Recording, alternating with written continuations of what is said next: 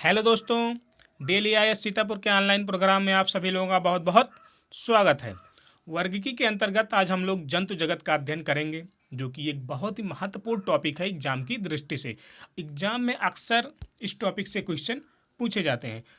इसके पहले हम लोगों ने पादप जगत का अध्ययन किया। पादप जगत का वर्गीकरण हम लोगों ने 5 भागों में किया। पहला आपका था थैलोफाइटा, दूसरा था ब्रायोफाइटा, तीसरा था टेरिडोफाइटा, चौथा था जिम्नोस्पर्म और आपका आखिरी और पांचवा था एंजियोस्पर्म।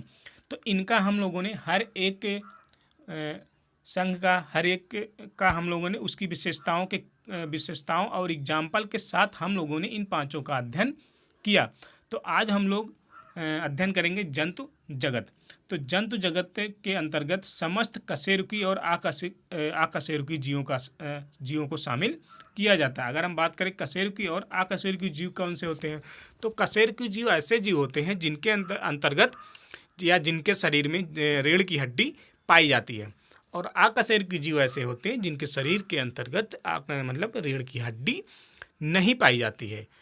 जीव जगत में सबसे अधिक जो संख्या है, जीव जगत में सबसे अधिक संख्या किसकी है? कीटों की संख्या सबसे ज़्यादा है।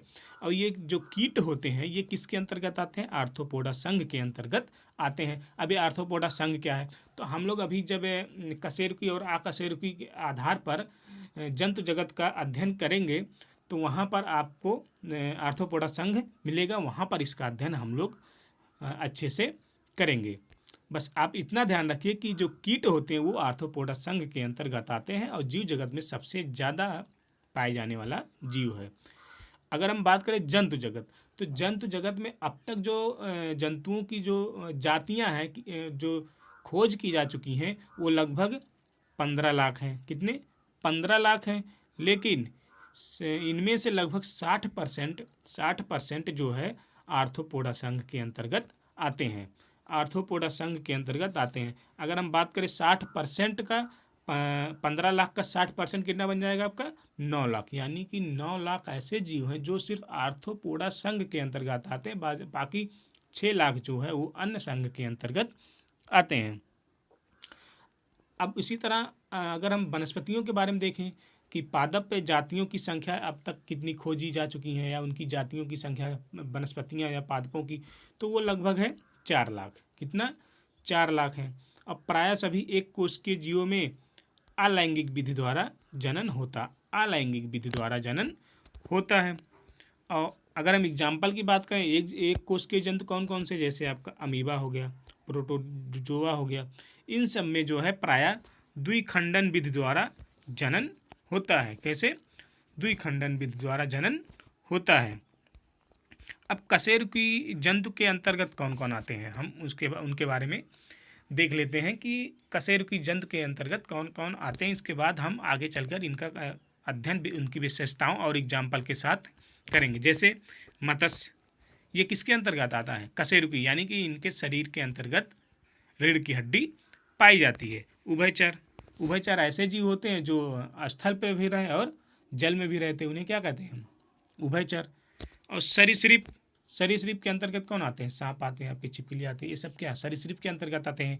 तो ये इनमें क्या होता है? इनमें रीढ़ की हड्डी पाई जाती है। इनको किस वर्ग में रखा गया है? इनको रखा गया है कशेरुकी जंतुओं के अंतर्गत। और पक्षी जो है, पक्षी भी आपका कशेरुकी के अंतर्गत आते हैं। और स्तनधारी भी कशेरुकी के अंतर्गत आते हैं। अब हम बात करें अकशेरुकी जंतुओं की, तो इसमें सबसे पहले है आपका पोरीफेरा। सबसे पहले कौन सा आपका? पोरीफेरा। पोरीफेरा को सामान्यतः जो है स्पंज के नाम से भी जाना जाता है। किसको? पोरीफेरा को। और दूसरा आपका सीलेंट्रेटा या निडेरिया। ये सब किसके अंतर्गत आते हैं? ये आते हैं आपके अकशेरुकी जंतु के अंतर्गत। सीलेंट्रेटा के अंतर्गत जो होते हैं, इससे जो सदस्य होते हैं वो ज़्यादातर जलीय होते हैं, जो ये सीलेंट्रेटा होता है। और टोनोफेरा, तीसरा आपका टोनोफेरा। तो टोनोफेरा की अगर हम बात करें तो इन्हें जो है सामान्यतः इन्हें जो है समुद्री अखरोट या कॉम्ब जेली कहते हैं। किसको? टोनीफेरा को। और आपका अगला है प्लेटीहेल्मिन्थीज।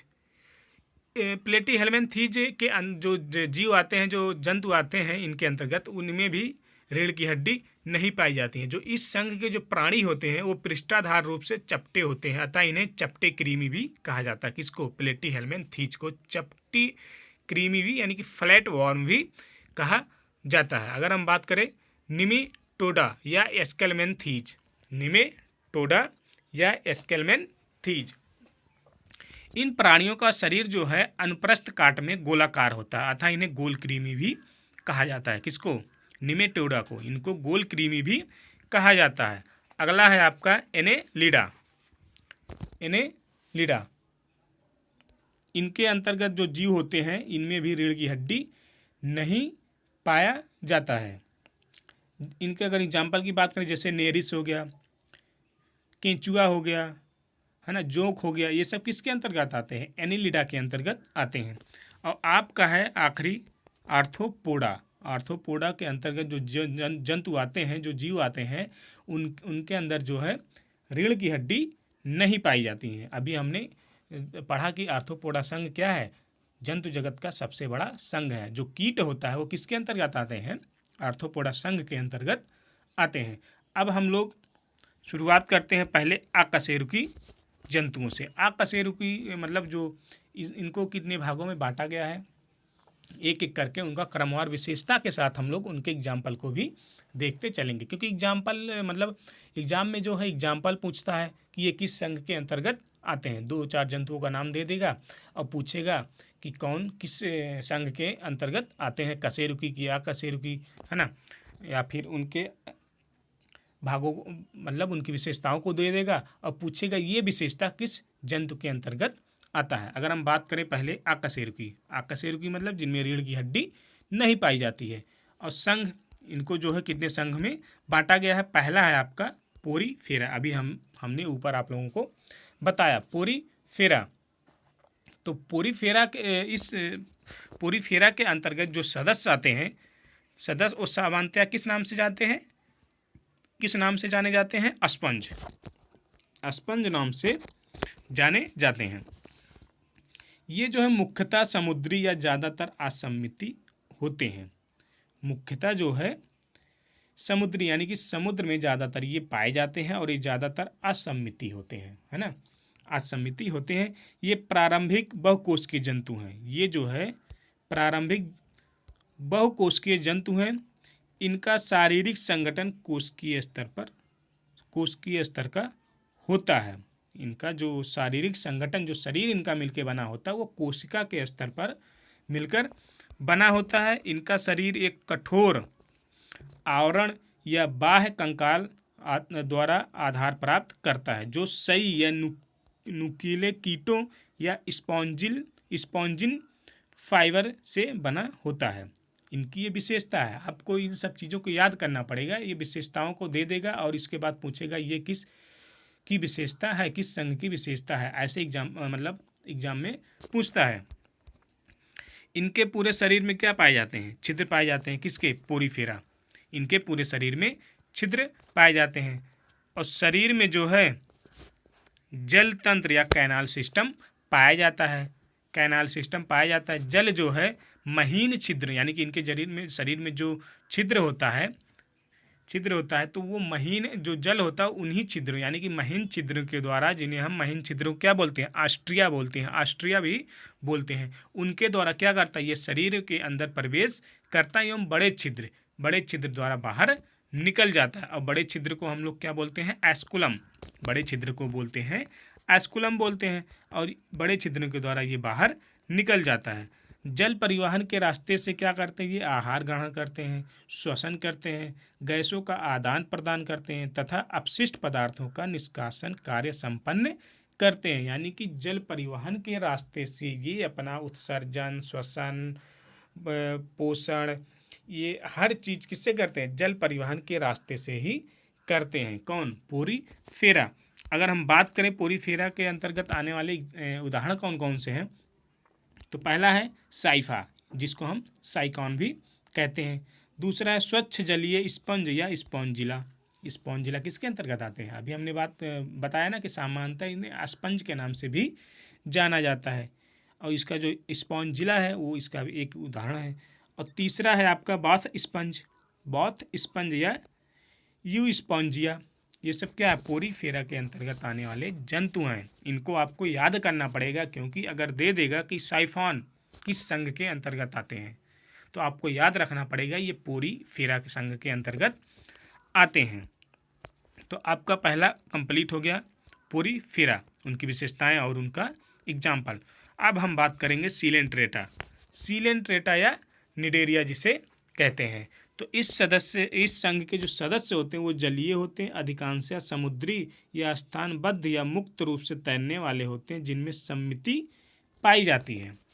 जो इस संघ के सदस्य होते हैं वो जलीय होते हैं, और ज़्यादा से ज़्यादा ये समुद्री, स्थानबद्ध या मुक्त रूप से तैरने वाले होते हैं।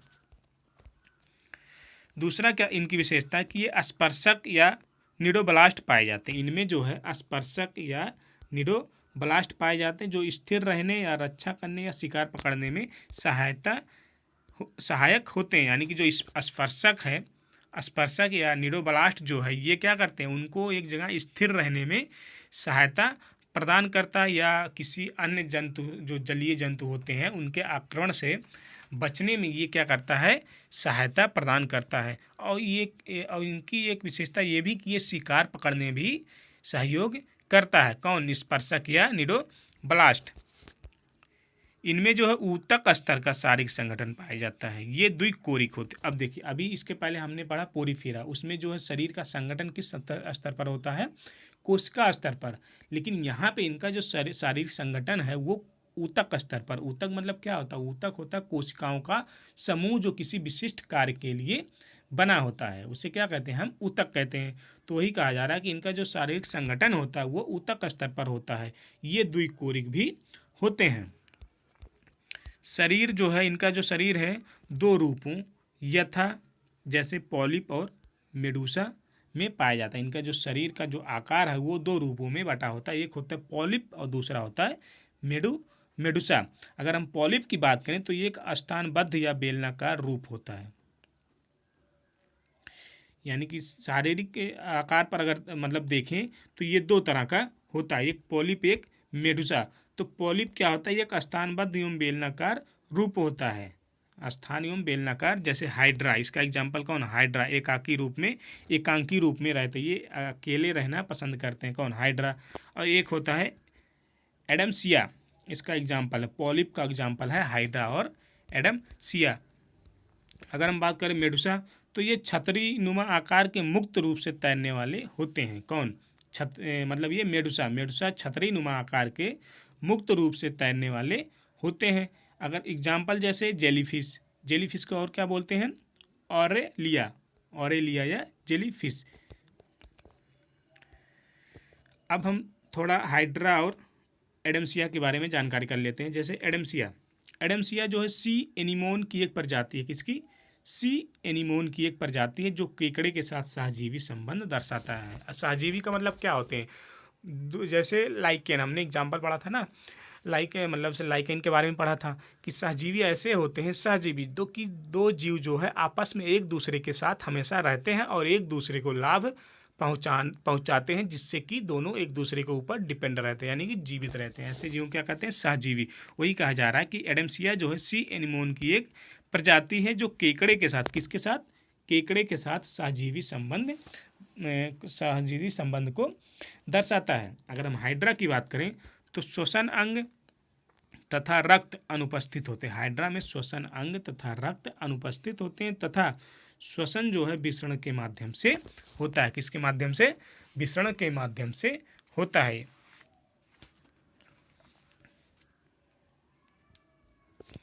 एग्जाम में आपको दे देगा, जैसे हाइड्रा दे देगा, आप पूछेगा कि श्वसन अंग किसमें नहीं पाए जाते हैं, तो आपको याद रखना पड़ेगा कि मतलब हाइड्रा में श्वसन अंग नहीं पाए जाते हैं। अब तीसरा है आपका आकशेरुकी जंतु के अंतर्गत जो संघ है उसमें तीसरा है आपका है टोनीफेरा, टीनोफोरा। तो सामान्यतः इन्हें क्या कहते हैं? समुद्री अखरोट या कॉम्ब जेली भी कहा जाता है। किसको? टीनोफोरा को। समुद्री अखरोट या काम्ब जेली भी कहा जाता है। ये सभी समुद्रवासी आर्य सम्मित वाले द्विकोरिक जीव होते हैं तथा इनमें ऊतक श्रेणी का शारीरिक संगठन पाया जाता है, यानी कि जो इनका शरीर बना होता है वो ऊतक स्तर पर बना होता है। शरीर में 8 बाह्य पश्चमाभी कॉम्ब प्लेट्स पाए जाते हैं जो चलने में सहायक होते हैं। 8 बाह्य पश्चमाभी कॉम्ब प्लेट्स पाए जाते हैं जो चलने में सहायक होते हैं। जीवदीप्ति के द्वारा प्रकाश उत्सर्जन करना टीनोफोर की मुख्य विशेषता है। किसकी? जीवदीप्ति उत्पन्न के द्वारा प्रकाश उत्सर्जन करना इनकी क्या है? एक मुख्य विशेषता है। अगर हम एग्जाम्पल की बात करें तो एग्जाम्पल जैसे प्लूरोब्रेकिया और टीनोप्लाना ये टीनोफोरा के अंतर्गत आने वाले एग्जाम्पल हैं। आपको इसको याद रखना। इनकी विशेषताएं और एग्जाम्पल इतना तो बहुत ही ज़्यादा महत्वपूर्ण है। बात करें हम प्लेटी हेलमिंथीज तो इस संघ के प्राणी जो है पृष्ठाधार रूप से चपटे होते हैं अतः इन्हें चपटे कृमि भी कहा जाता है। किसको?